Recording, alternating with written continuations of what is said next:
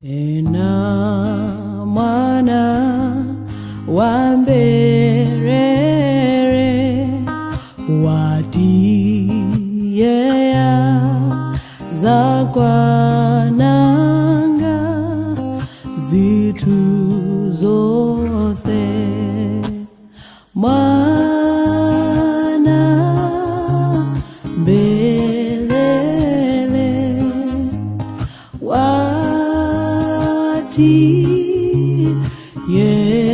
yeyela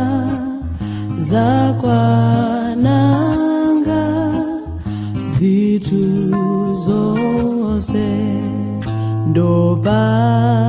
zake ndizo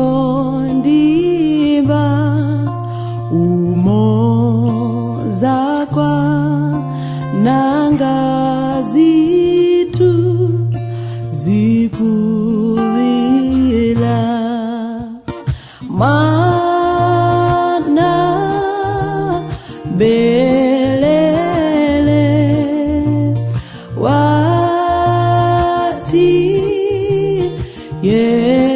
watiyeyela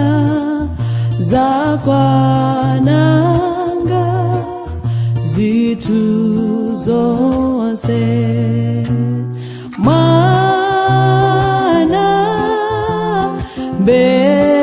Mbelere